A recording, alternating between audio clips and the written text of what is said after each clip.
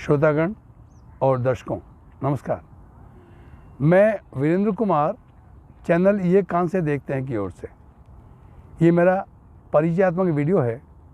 इसमें वो समूह जो समाज की मुख्य धारा से अज्ञानतावश अथवा अनजाने में कहीं पीछे छूट गए हैं, उनकी कमियां, आवश्यकताएं और उपलब्धियां छानने की चेष्टा है। चैनल ये कान से देखते हैं एक महत्वपूर्ण प्लेटफॉर्म उपलब्ध कराता है। इस पर अनेक मुद्दों पर चर्चा की जाती है और ये जानने की चेष्टा की जाती है समाज में किसमें कहाँ कोई ऐसी कमी है जिनको सुविधाएं देकर समाज के समकक्ष लाया जा सकता है। उनकी आवश्यकताएं क्या हैं जहां मदद की जा सके, क्या है उनकी उपलब्धियां जिनको समाज से परिचित कराया जा सके और उनका विलय समाज की मुख्य धारा में आसानी से हो सके। किंतु कहाँ देखें, कहाँ जाएं? जिनको हम जानते हैं हमारे महामहिम राष्ट्रपति, माननीय प्रधानमंत्री, मुख्य न्यायाधीश, लोकसभा अध्यक्ष अर्थात स्पीकर, जिनको आप टीवी पर देखते हुए सुनते हैं, आप जानते हैं ये विशिष्ट हैं समाज के।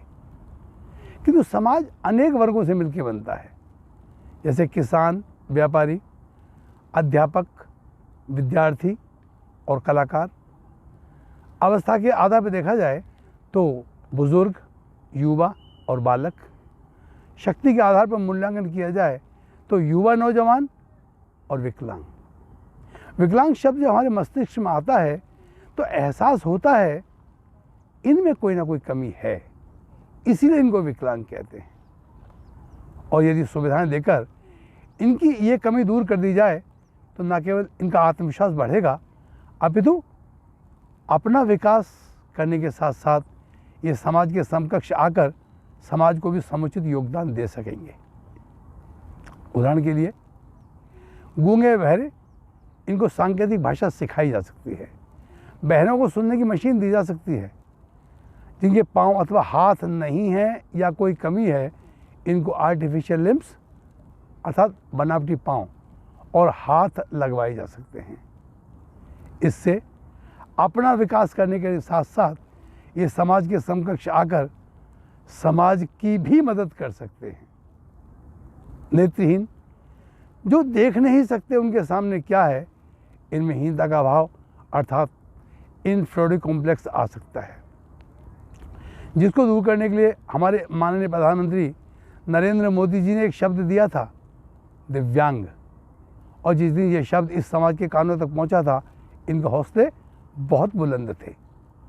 इसलिए मेरा मानना है कि विकलांगता जितनी विकराल और असाध्य लगती है इतनी है नहीं, अथवा रहेगी नहीं, यदि हमारा समाज सोचने के पुरातन तरीके और अंधविश्वास त्याग दे तो। उदाहरण के लिए हम आधार कार्ड और पैन कार्ड का फॉर्म भरते हैं, इन्हीं में एक और कॉलम जोड़ दिया जाए, मेरी इच्छा के अनुसार मेरी मृत्यु के पश्चात अथवा ब्रेन डेड अवस्था में मेरे दोनों नेत्र और मेरे शरीर के उपयुक्त अंग समाज को दान कर दिए जाएं। इससे न केवल व्यक्ति में दानदाता की भावना आएगी, अपितु अपने आप को गौरवान्वित एहसास करेगा समाज को दान देने में, और एक समाज की बहुत बड़ी समस्या का समाधान हो जाएगा। हो सकता है आने वाले 20, 30, 50 सालों में समाज में कोई विकलांग मिले ही ना। उदाहरण के लिए महान लुई ने ब्रेल का आविष्कार करके 1809 में नेत्रहीनों को शिक्षा का माध्यम दिया था, ब्रेल। परिणाम स्वरूप हजारों विद्वानों को उदय हुआ इस समाज में, जैसे डॉक्टर वेदप्रकाश वर्मा, जो दर्शन शास्त्र अर्थात फिलॉसफी के विद्वान थे, समाज को अनेक किताब दी। हेलन केलन, जो बहु विकलांगता की शिकार थीं, ये अंधी, बहरी और गूंगी थीं, इन्होंने समाज को कई किताब दी जिनसे समाज आज भी लाभान्वित हो रहा है। रविंद्र जैन साहब एक महान संगीतकार थे, सैकड़ों फिल्मों में संगीत दिया और संपूर्ण रामायण नाम से एक पुस्तक की रचना की हिंदी खड़ी बोली में, फिर अपनी आवाज़ में अपने संगीतबद्ध करके यूट्यूब पे डाल दिया, जिसको आप आज भी सुन सकते हैं, संपूर्ण रामायण बाय रविंद्र जैन। रविंद्र जैन ने महाभारत और रामायण दोनों को अमर कर दिया अपना संगीत दे करके टीवी के चैनल्स पे। इसी प्रकार संतोष कुमार रोंगटा, जो एक सफलतम वकीलों में से एक हैं, यहाँ तक कि हाई कोर्ट, सुप्रीम कोर्ट में भी आज तक कोई केस नहीं हारे, और सामाजिक तौर पर भी रोंगटा साहब के कार्य अद्वितीय रहे हैं। National federation of the blind के महासचिव अर्थात जनरल सेक्रेटरी के रूप में 1995 में न केवल सरकार की मदद की विकलांग समाज पे कानून बनाने में, अपितु अनेकों प्रार्थना पत्र दिए, सरकार के साथ चर्चाएं की और आवश्यकता पड़ी तो हड़ताल भी की। कई बार हड़ताल के परिसर से मार पीट कर बाहर फेंक दिया, किंतु रोंगटा साहब बिना सफलता के वापस नहीं आए और हजारों हजारों विकलांगों की सहायता की, नौकरी पाने में, न केवल सरकारी अपितु गैर सरकारी संस्थानों में भी। जवाहरलाल कौल, इन्होंने all India confederation of blind की स्थापना की सेक्टर 5 रोहिणी में, और हजारों नेत्रहीन को शिक्षित किया, नौकरी योग्य बनाया और सरकारी व गैर सरकारी संस्थानों में नौकरी दिलवाई। डॉक्टर प्रीतम शर्मा, जो आज भी रामजस कॉलेज दिल्ली यूनिवर्सिटी में कार्यरत हैं और अनेक छात्र छात्राओं को पीएचडी करने में मदद कर रहे हैं अपनी गाइडेंस दे करके। डॉक्टर सुभाष रुपेला, जो शिक्षा के आरंभ से अंत तक हमेशा टॉपर्स की लिस्ट में रहे हैं, किंतु सामान्य धारणा यह है कि नेत्रहीन विज्ञान अर्थात साइंस नहीं पढ़ सकता। हो सकता है किंतु साइंटिस्ट बन तो सकता है चीज़ों का आविष्कार करके, जैसे महान लुई ने ब्रेल का आविष्कार करके 1809 में नेत्रहीनों को शिक्षा का माध्यम दिया था, ब्रेल।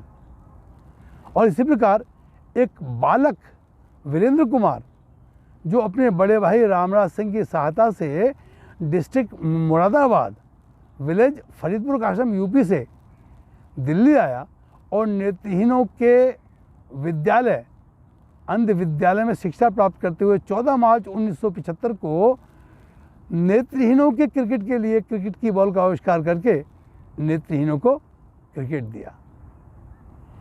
इसी गेंद से 6 विश्व कप हो चुके हैं, जिसमें से 2 भारत ने जीते हैं। वीरेंद्र कुमार ने एक ब्रेल पेन का आविष्कार किया था, जिसकी घोषणा की थी मिस्टर ए.के. मित्तल ने प्रार्थना सभा में। ये आर्थिक कारणों से बाजार में नहीं आ पाया, किंतु प्रयास जारी है।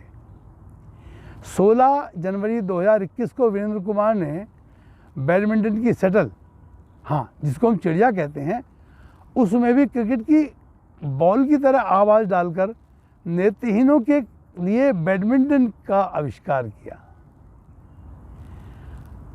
शटल की आवाज़ सुनकर कान से ये एहसास करते हैं कि शटल कहाँ है और नेत्रहीन बैडमिंटन खेल सकते हैं। इसीलिए कहते हैं ये कान से देखते हैं, और हमारा चैनल ये कान से देखते हैं इसकी पूर्णतः व्याख्या करता है अपने कार्य प्रणाली में। मेरा मानना है कि नेत्रहीन को दया का पात्र न समझा जाए, इनकी कमजोरियां देखिए और सुविधाएं दीजिए जिससे समाज के समकक्ष आ सकें। उनकी आवश्यकताएं पहचानिए जहां मदद की जा सके। परखिए उनकी योग्यता अर्थात क्वालिटी और क्वालिफिकेशन, जिससे समाज लाभान्वित हो सके, जैसे नेत्रहीन अपेक्षा करता है आज समाज से। नेत्रहीनों के क्रिकेट के लिए क्रिकेट की बॉल, ब्रेल पेन और नेत्रहीनों के ही बैडमिंटन के लिए बैडमिंटन शटल, इनका आविष्कार कैसे हुआ और आविष्कार के दौरान किन किन अवस्थाओं से गुजरे, वह वर्तमान स्वरूप क्या है, मैं आपके साथ चर्चा करूंगा।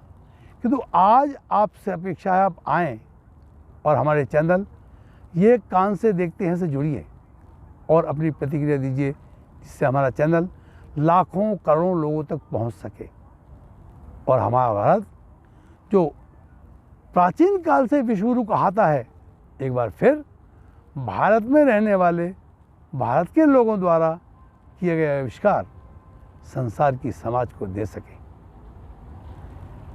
मैं आने वाले एपिसोड्स में इन समूहों की कमियां, आवश्यकताएं, योग्यता अर्थात ज्ञान और उपलब्धियां आपके साथ शेयर करता रहूँगा। आज मेरा वक्तव्य यहीं समाप्त होता है। नमस्कार, जय हिंद।